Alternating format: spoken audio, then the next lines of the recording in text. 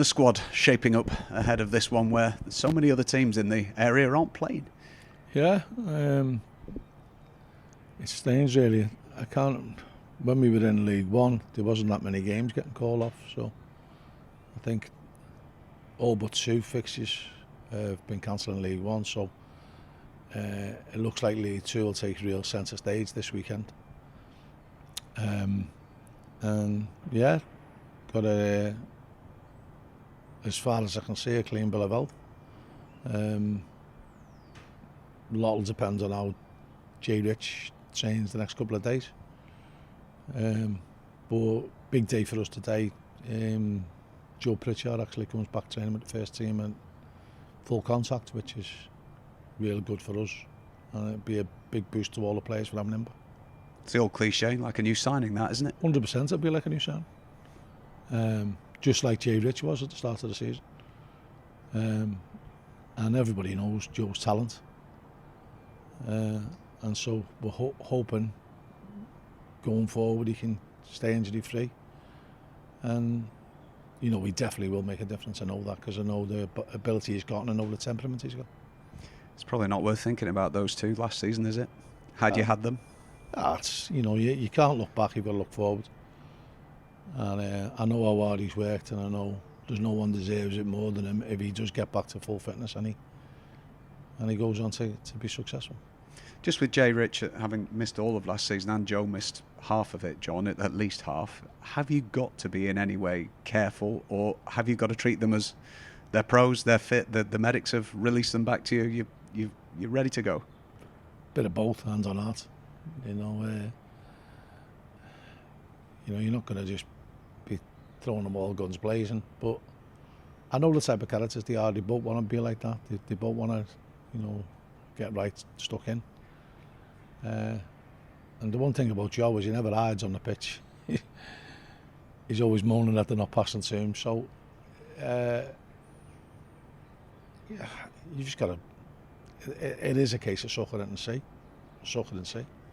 But you know, and I just know the ability that he's got. Do you think on his day he's right up there with one of League Two's best midfield players? 100%. You know, and on his day he was as good as anything in League One as well. But you know, it's a new dawn for him, and he's had a couple of these now, and you know, I just know that the hunger in him, and he's got a spark in his eye that possibly was a little bit lacking, because he went through a lot of, you know, turmoil last year, and he's got that spark back in his eye, and I'm really looking forward to him getting back in the team. When you see it in the long-term injury victims, when they come back, John, do you see how keen they are, just that they can't wait to put all these months behind them? Yeah, you know, and we've had quite a few who've come back from long terms, you know. Sean McConville, you know, had that bad Achilles, and I'm sure Sean will be chomping at the bit when he comes back after his ankle injury. We've also got good news in the fact that we'll have Louis Shipley back training next week. So all of a sudden things don't look as gloomy as they were a couple of weeks ago when we had a mini glut of injuries, and you're thinking, oh, where we go again, you know. Do you feel like you deserve a bit of that after the last however many months? Do you say months there or years? I don't think anyone can begrudge any luck. It's something that's deserted us, as we alluded to the other day, and looking back on Saturday's game, you know, just a smidgen of luck would have altered the result. But you know, you can't always rely on luck. It does play a massive part in any kind of sport, any kind of life, to be honest, and certainly success and failure in life. Luck does play a big part. But if you wait for luck and you rely on luck, you're going to leave quite often empty-handed. You know, you've got to do things to make luck be available for you and be available to profit from it. So, for example, if you complain about you not getting so many penalties or you're conceding so many penalties, it's because you're probably not playing as much in the other team's box, and the other teams are playing in your box. So, you know, I used to often chuckle when people used to go on about Man United and Liverpool getting getting lots of pens at home. Well, they're going to get lots of pens at home in relation to any other team because they spend more time with the opposition's at box. So, you know, it's the age-old cliche of the more raffle tickets you buy, the better chance you've got to win in the raffle. And, you know, you can't really govern that with injuries, but you certainly can with bounces of the ball and ricochets and what have you. You know, you can get that by dominating possession or by dominating territory, which is more and more important, I think, when it comes to League Two. I think possession is not necessarily the driver behind success in League Two. I think definitely territorial advantage, playing more of your football when you've got it in the opposition half, and that doesn't mean playing a long ball game by any stretch of the imagination. But when you get into the other team's final third, if you can keep it in that final third for sustained periods, then you get sustained periods of pressure, which then often leads to goals. Just ask you about Brad Hills, who's come in. I'm told he's been extremely good since coming in, John. You can only read so much into it when he's not played senior football before. You can only do so much scouting of him, but how much has he impressed early on? Very much so. His character is good as well. I mean, he's a fan's favourite already. He's one of them ones that, a bit like when Harry Pell first came to us, to be honest. You feel as though he's been here for 5 years, 10 years. And it felt like that with Harry when he first came, you know, integrated very, very quickly. And he's got that will to win. You can see it in his eyes. And, you know, he's still got to improve. And he knows he's got to improve in certain aspects of his game that, you know, needs sharpening up and tightening up. But on the evidence of what I've seen so far, his career is definitely on the upward trajectory. People have said over the years you've got to buy into what this football club is all about if you're going to be a success here. Have you sensed that from day one? I think so, yeah, and I think that is still the case. You know, you have to buy into what we do. The way we play is different to what other teams do. We do spend a lot of time working on it as well.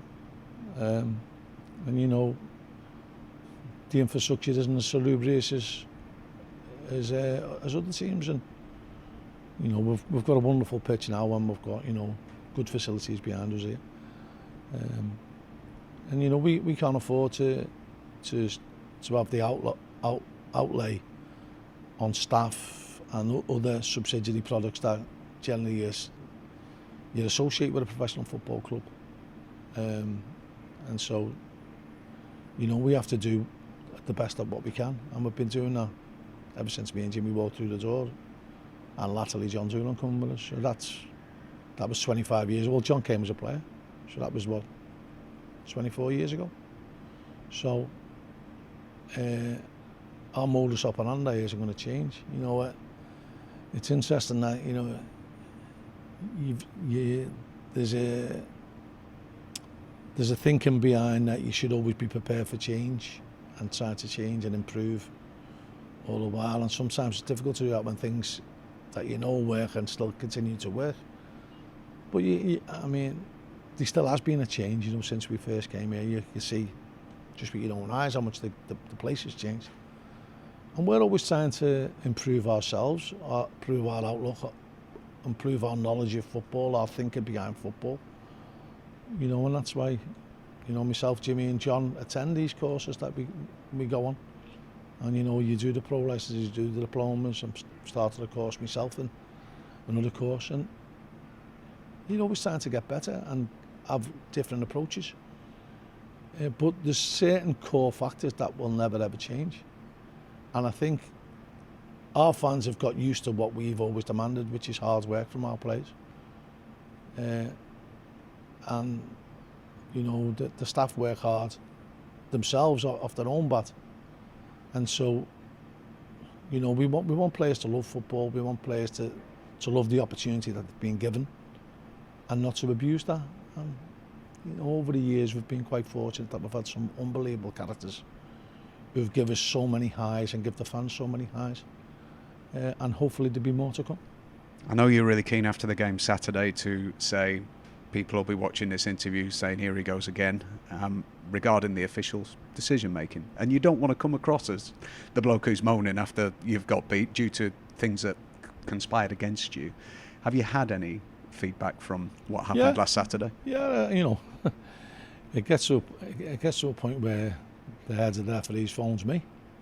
So they were pretty obvious errors. And listen, no one sets out to make them deliberately. There'd be nobody probably is more upset, well, possibly with me, maybe a bit of it, but the referee himself will know that he's made 4, possibly 5. I'm still adamant it's a penalty on Sean Worley after 2 minutes. But there's 5 big decisions that has had a massive impact on the game. Now, unfortunately, them 5 decisions all went against us. And so, it's not set out to be deliberate. There's no agenda against Accrington. You just feel that because you don't see many go for you. I mean, we got away with I thought a foul, Seamus for our 3rd goal against Newport, which didn't really have an impact on the game. And then you could argue that Sean McConville may be offside against Barrow. Take them 2 out the equation. We've probably had already about 13 major decisions in the 6 games that have gone against us. So that's too big an inequality. And instead of just saying, well, that's the reason why you're in what position you're in, you've got to drag yourself away from that. You can analyse afterwards. Of course you can. But you can't use that as an excuse, and we're not going to use an excuse. So this season, we know that, there's been an emphasis in rule changes now as well, and not so much rule changes, but an interpretation of rules. So consequently, fouls that would normally get given aren't getting given, and then human nature gets you carried away that a referee hasn't give one that he thinks he wants to have an higher threshold, and then he misses one that is a clear foul because he thinks, well, I haven't given one. And that's human nature, so you've got to accept that. And so you've got to accept that there is going to be the major decisions getting wrong aren't going to end today. We're going to get another 15, 20. It's how you rise above them and how we rise above them as a team. And so we've got to focus on what we can do to overcome that. And if you get a goal disallowed that shouldn't have been disallowed, or you don't get a penalty that you should have got, just go and score another goal, or go and try and score another goal. And keep that as your focus. Use that to drive you on rather than to moan about it. And I've been guilty in the past. I'll hold my hand up for moaning too much. And it sounds like you're coming across as a whiner and you're using excuses. I've never wanted to use excuses in my life, and I don't want to turn into that person. For anyone coming this weekend, what should we expect from Mansfield Town? Well, they've got experienced players, strong squad. They've recruited quite well, spent a couple of quid, which is good. It's good to see that in our league. And they're unbeaten, so it's going to be a tough game. But we know that we can get it right. Since the Gillingham game, I've been impressed with the steady improvement in us. Forget the results, our playing style. I've been impressed with that steady improvement, and hopefully we'll continue that this weekend. And getting it right is so key for you, isn't it? Well, it ultimately cost us last year, I think. We didn't get our home form right at all. Didn't get our style of play right at all. What pleased me Tuesday was kicking into our own fans. We took the game to them and we pinned them in on Tuesday, which, going over the years, that's been vital. We kick into the Clayton end, the fans suck the ball in. They are the 12th man. And we've got to give them more them days where it's all action. And you as a commentator will only be saying, they've cleared the ball to Seamus, and we start the attack again. And that's what we've got to get back to.